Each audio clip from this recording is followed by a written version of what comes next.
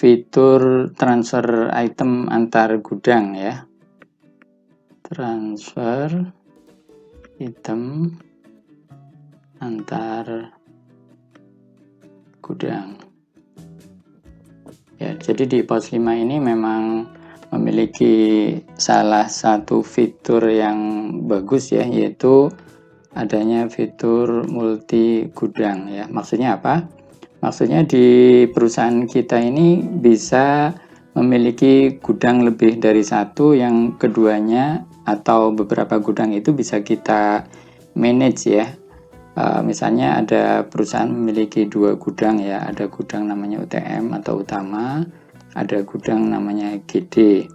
Nah, ini kita bisa tahu stok masing-masing ini berapa gitu ya. Misalnya UTM ini untuk stok barang yang ada di rak ya, yang di display di toko, yang GD ini yang di gudang ya, yang kita simpan sebagai persediaan.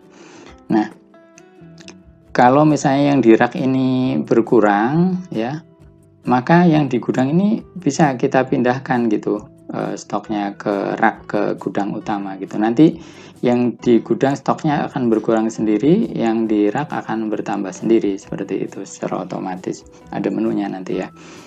Nah, di dalam hal multi gudang ini IPOS 5 ada 2 skenario ya, yaitu yang pertama skenario di mana gudang-gudang itu masih di dalam satu database yang sama ya.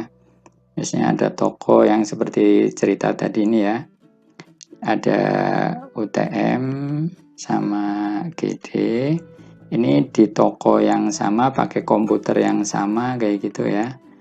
Nah, database-nya sama. Nah, ini nanti bisa tukar stok ya dari UTM ke GD atau sebaliknya, seperti itu.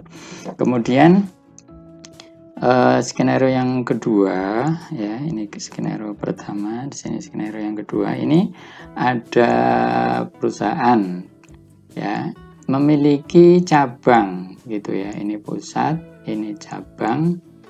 Di pusat misalnya ada seperti tadi UTM dan GD. Kemudian ini juga punya gudang juga ya, katakan namanya CB atau cabang gitu ya. Nah, ini lokasinya berbeda ya, ada di tempat yang jauh dan memiliki database sendiri gitu ya. Database-nya terpisah dari database yang ada di pusatnya. Nah, ini IPOS 5 memiliki fitur pusat cabang seperti ini, yang bisa memindahkan barang dari pusat ya ke cabang ya, dari pusat ke cabang. Meskipun database-nya terpisah dan tidak terhubung secara online ya. Nanti ada skenario-nya, yaitu kalau memindahkan barang dari pusat ke cabang ini, nanti akan ada proses ekspor, dia menghasilkan filenya dikirim ke cabang, nanti di cabang ini dilakukan import kayak gitu ya. Dan sebaliknya nanti dari cabang ini juga akan mengirim file ke pusat untuk laporan penjualan kayak gitu. Nah, kita akan bahas dulu skenario yang pertama ya, yang multi cabang tapi di satu database yang sama.